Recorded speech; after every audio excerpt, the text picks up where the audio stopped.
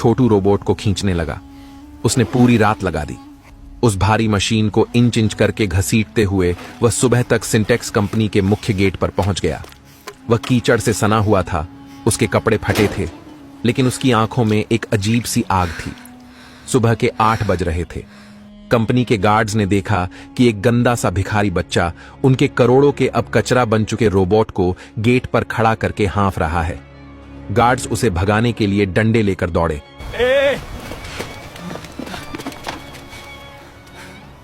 पागल है क्या? यहां कबाड़ बेचने आया है? तभी एक काली कार वहां रुकी। शीशा नीचे हुआ। अंदर आर्यन खन्ना बैठे थे। उनकी आंखें लाल थीं और चेहरा उतरा हुआ था।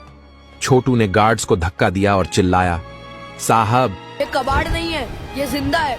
बस इसे सांस लेने में दिक्कत हो रही है। मुझे औजार दो, मैं इसे चलाकर दिखाऊंगा। आर्यन ने उस बच्चे को देखा।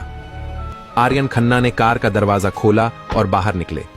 उनके महंगे जूतों पर कीचड़ के छींटे पड़े, लेकिन उनका ध्यान उस बच्चे पर था। क्या कहा तुमने? क्या कहा तूने? आर्यन की आवाज भारी और सख्त थी।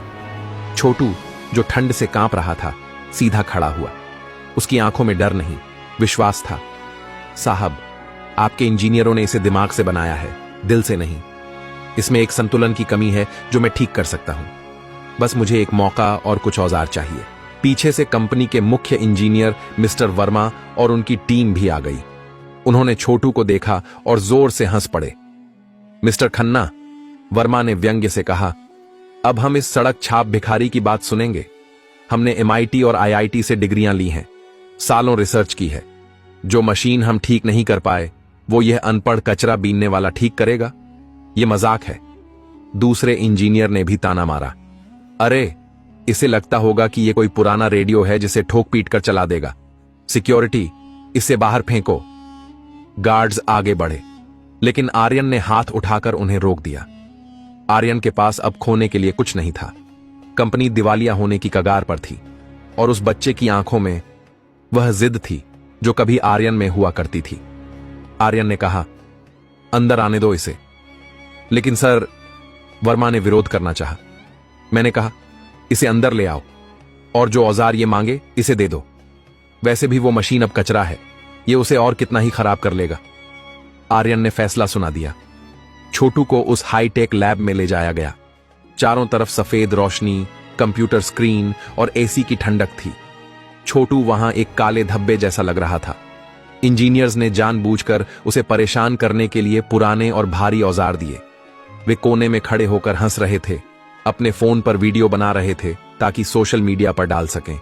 सिंटेक्स का नया वैज्ञानिक, एक कूड़ा बीनने वाला। छोटू ने किसी की बात नहीं सुनी। उसने रोबोट के पास जाकर अपनी आंखें बंद की। उसने मशीन पर हाथ फेरा। वह उसके ढांचे को समझ रहा था। फिर उसने काम शुरू किया।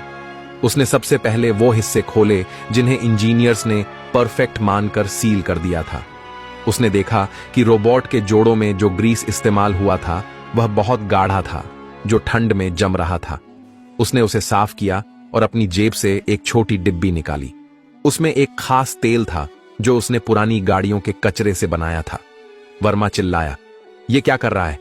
मशीन गंदी कर रहा है। छोटू ने अनसुना कर दिया। फिर वह मुख्य सर्किट पर गया।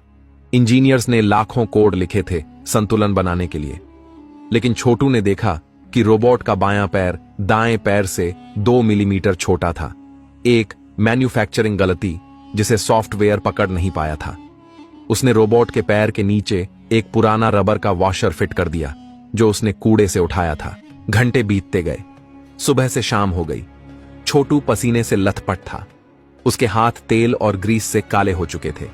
इंजीनियर्स अब बोर होकर जा चुके थे। सिर्फ आर्यन खन्ना और वर्मा वहां रुके थे। हो गया, छोटू ने धीरे से कहा। वर्मा हंसे। अच्छा? रबर और तेल लगाकर 500 करोड़ का रोबोट ठीक हो गया? चलो इसे ऑन करो और तमाशा खत्म करो।